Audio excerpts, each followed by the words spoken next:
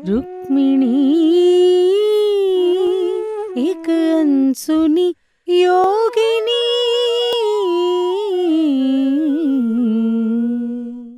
नमस्कार दोस्तों, पीएमसी हिंदी की ये श्रृंखला रुक्मणी एक अनसुनी योगिनी में आपका बहुत बहुत स्वागत है। फ्रेंड्स, इसमें हम चर्चा कर रहे हैं दीना मरियम की book Rukmini the turning of time पर। पिछले एपिसोड में हमने मालिनी के जीवन के बारे में जाना, जो कि द्वारका में रहती है और कैसे उसकी लाइफ में तूफान आ जाता है। और हम विदर्भ की एक भविष्य दृष्टा से भी मिले, जिसका पूर्व जन्म त्रेता युग में सीता माँ के साथ था। और हमने ये भी जाना कि कैसे सीता माँ के कहे हुए शब्द कि हमें किसी की भी सफरिंग का कारण नहीं बनना, जो यूनिवर्स है वो हर एक को इंसाफ देता है। अगर हम किसी की सफरिंग का कारण बनते हैं तो हम कर्मों के बंधन में बंधते चले जाते हैं और उन कर्मों का भुगतान हमें अगले जन्मों में करना पड़ता है। इन शब्दों ने कैसे उस सीयर के आने वाले इनकारनेशंस में उसकी मदद की, ये हमने जाना। तो फ्रेंड्स, इस बुक में जो दीना मरियम है वो कहती हैं कि जो law of cause and effect है, जो कर्मों का सिद्धांत है, वो बहुत ही कॉम्प्लेक्स है और जो यूनिवर्स है वो हमेशा एक बैलेंस को बना के रखता है। अगर हम सिंपल शब्दों में कहें कि जो भी कर्म हम करते हैं उस कर्म का हमें भुगतान करना पड़ता है, उस कर्म को हमें बैलेंस करना पड़ता है। लेकिन बैलेंस करने के साथ साथ हम उस कर्म को डिसॉल्व भी कर सकते हैं अगर हम निरंतर एक सिंसियर अपनी आध्यात्मिक साधना को आगे बढ़ाते हैं। इसी चीज़ को रॉबर्ट शॉज ने अपनी किताब योर सोल्स गिफ्ट में बहुत अच्छी तरह समझाया है। तो अब मालिनी अपनी कहानी को आगे बताती है कि जब मैं शुरू में क्वार्टर्स में आई तो मैं अपने में ही इतनी उलझी हुई थी कि मैंने आसपास ध्यान ही नहीं दिया। धीरे धीरे मैंने बाहर जाना शुरू किया तो मैंने देखा बाहर बहुत ही सुंदर बगीचे थे, जिसमें तरह तरह के फूल खिले हुए थे। जहाँ मैं पली बड़ी वहाँ मैंने कभी कोई बगीचा नहीं देखा था। और आंगन के बीच एक तालाब था जिसमें बहुत सारे कमल के फूल खिले हुए थे। पीछे एक नदी थी, नदी के ऊपर अंबिका देवी का मंदिर था जो कि संगमरमर से बना हुआ था और उसके आसपास बहुत से जड़ी बूटियाँ, सब्जियाँ लगी हुई थी। वो कहती है ये वो जगह थी जहाँ हम सभी महिलाएं मिलजुल कर काम करती थी, जात पात के भेदभाव को भूलकर। कोई बगीचे की देखरेख करता था, कोई मंदिर का ध्यान रखता था, उसकी साफ सफाई करता था, कोई कपड़े धोता था, कोई रसोई घर को संभालता था। तो इस तरह हम सभी वहाँ पे काम मिलजुल कर करते थे। कहते हैं कि इसी स्थान पर माता को अंबिका देवी ने दर्शन दिए थे और फिर वहाँ पे मंदिर का निर्माण कर दिया गया। मालिनी कहती है कि मंदिर की ऊर्जा इतनी थी कि कई बार मैं उस मंदिर में प्रवेश नहीं कर पाती थी। तो अम्बा उसे बताती है कि इस जगह पर जब माता को अंबिका देवी ने दर्शन दिए तो उन्होंने कहा था कि विदर्भ में मैंने आपके पास आपके अतीत के शिष्यों को भेजा था, यहाँ पर मैं आपके भविष्य के शिष्यों को भेजूंगी ताकि आप उन्हें शिक्षित कर सकें। तो अब मालिनी जो है एक पुत्र को जन्म देती है और जो उसका नाम वो ईशान रखती है, जैसा कि उद्धव की इच्छा थी। अब ईशान और काशनी दोनों एक साथ ही वहाँ पे वुमेन क्वार्टर्स में हैं। तो शुरू से ही बहुत ही प्यारा सा बॉन्ड उन दोनों के बच्चों के बीच बन जाता है। जो काशनी है ईशान से 2 साल बड़ी है, वो उसका बहुत प्यार से ख्याल रखती है। इधर अम्बा और मालिनी में भी गहरी मित्रता हो जाती है। अब अम्बा अपने घर परिवार की हर बात मालिनी से शेयर करती है। वो बताती है कि मेरा पति शराब पीकर मेरे साथ मारपीट करता है और कई बार मालिनी ने देखा उसके शरीर पर चोटों के बहुत निशान थे, लेकिन वो हमेशा उसे छुपाने का प्रयत्न करती थी। अम्बा वो बताती है कि बहुत ही सहनशील स्त्री। तो अम्बा कहती है कि इस बार जब माता ने जो मेरे पति मेरे साथ मारपीट कर रहा था उसको देखा, मेरी स्थिति को, तो उन्होंने मेरे पति के सामने ये शर्त रखी कि अगर तुम 6 महीने तक शराब नहीं पियोगे तभी अम्बा तुम्हारे साथ इस घर में रहने आएगी। और माता के ही दखल देने के कारण वो अपनी बेटी को अपने साथ ला पाई है, लेकिन वो अपने बेटों को बहुत मिस करती है। तो मालिनी उससे कहती है कि अगर माता को तुम्हारी ये जो परिस्थिति है उसके बारे में मालूम है तो माता ने क्या कहा? अम्बा कहती है कि माता ने कहा तुम्हें अपनी स्थिति का सामना करना होगा, तुम्हें अपने पति से भागना नहीं है, बल्कि उस स्थिति का सामना कर उस समस्या का समाधान निकालना है। और तुम्हारे अंदर इतनी शक्ति है कि तुम उस समस्या का समाधान निकाल सको, और इस बात से तुम्हें नहीं डरना कि समाज तुम्हारे बारे में क्या सोचता है। फ्रेंड्स, उस समय के समाज में जब अम्बा का पति नारायणी सेना में एक उच्च अधिकारी है, ये बहुत बुरी बात मानी जाती थी कि उसकी जो पत्नी है वुमेन क्वार्टर्स में रह रही है। तो इसी कारण जो बहुत से लोग थे वो माता को पसंद नहीं करते थे। माता बहुत विवादों में थी क्योंकि उन्हें लगता था कि माता हमारे जो पारिवारिक जीवन है उसमें हस्तक्षेप कर रही है, और वो श्री कृष्ण के पास शिकायत लेकर जाते थे। तो जैसा कि श्री कृष्ण ने माता को वचन दिया हुआ था कि वो उनके मामलों में दखल नहीं देंगे, तो इस कारण बहुत से लोग श्री कृष्ण से भी नाराज़ रहते थे। दूसरा उन लोगों को ये भी एक ऑब्जेक्शन था कि यहाँ पे जो सभी जातियाँ उनकी मिक्सिंग हो रही है, क्योंकि उस वक़्त जो जात पात जो जाति प्रथा थी उसे बहुत स्ट्रिक्टली फॉलो किया जा रहा था उस समय के समाज में। तो इस चीज़ का भी उन्हें इतराज़ था और वो चाहते थे कि जो ये क्वार्टर्स हैं वो बंद होने चाहिए।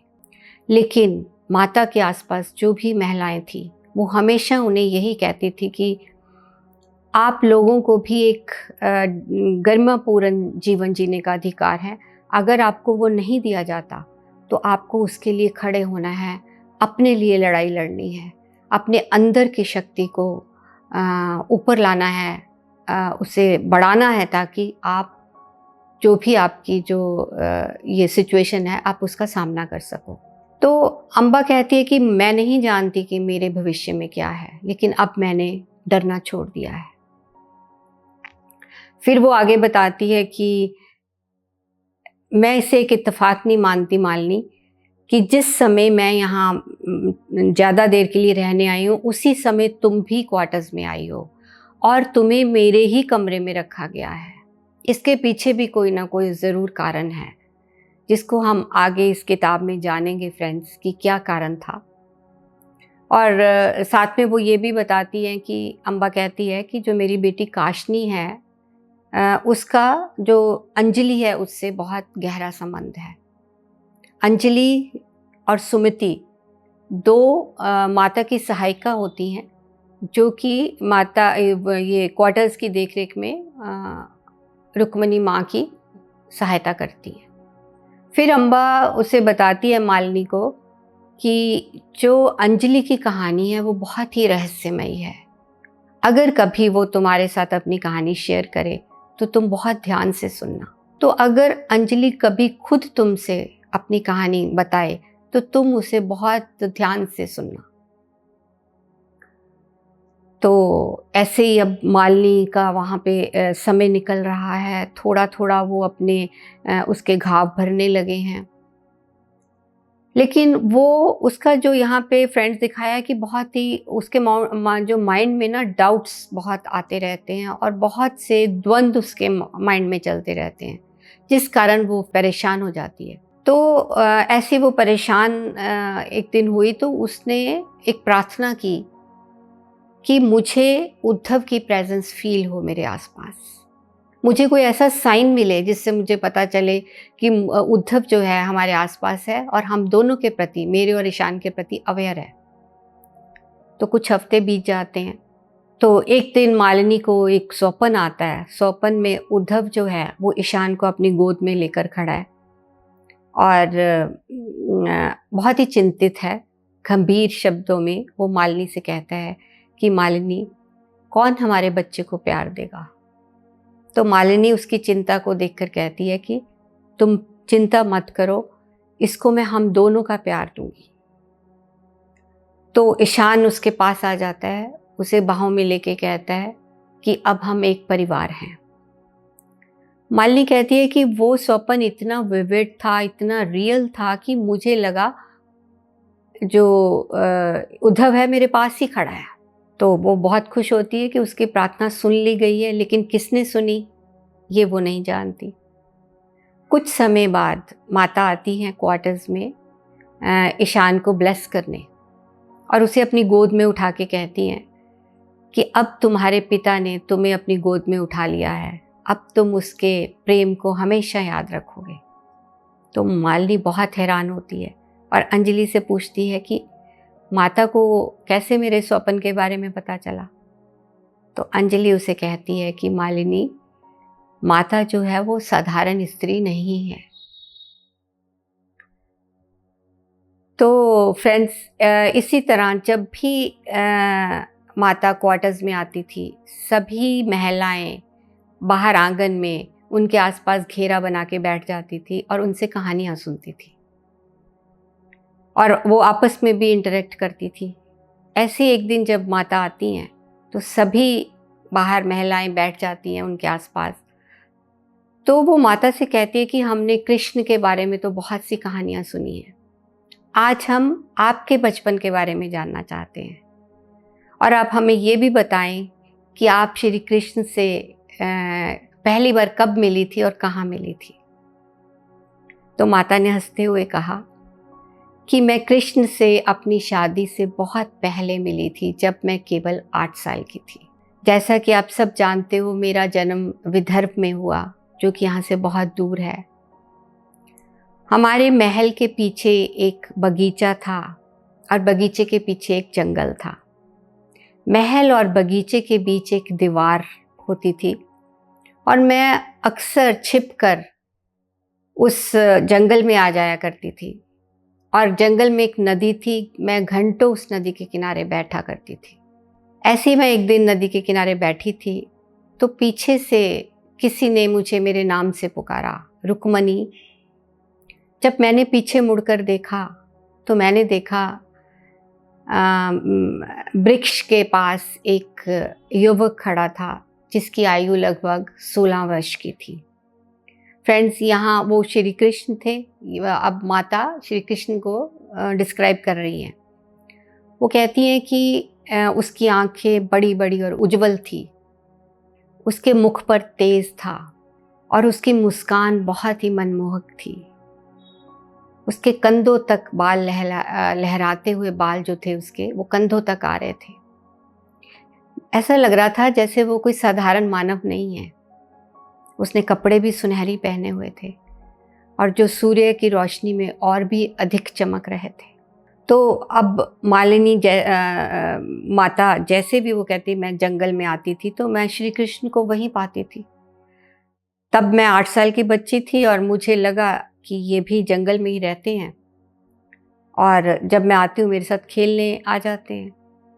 और वो कहती कि हाँ, कृष्ण मुझे आवाज़ लगाते और छिप जाते, फिर मैं उन्हें ढूंढती और जब मैं उन्हें ढूंढ लेती तो वो फिर वहाँ से गायब हो जाते। तो इस तरह हम खेलते और फिर घंटों नदी के किनारे बैठ के बातें करते।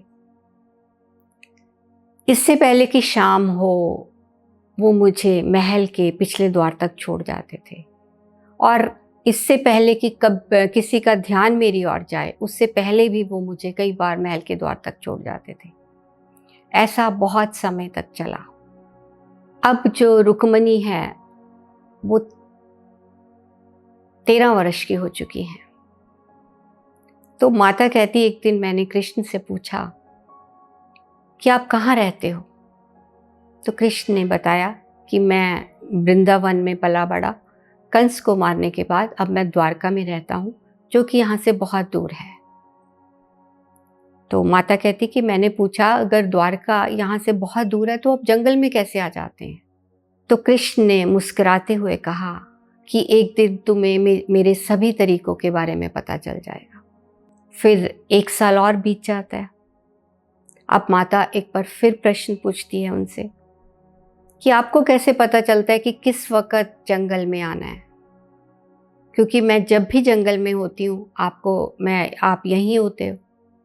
तो श्री कृष्ण फिर मुस्कुराते हैं और कहते हैं कि समय के साथ साथ तुम मेरे हर तरीके को जान जाओगी।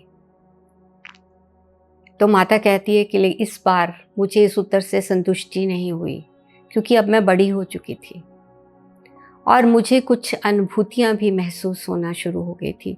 मुझे ये लगने लगा था कि कृष्ण में कोई चुंबकीय शक्ति है।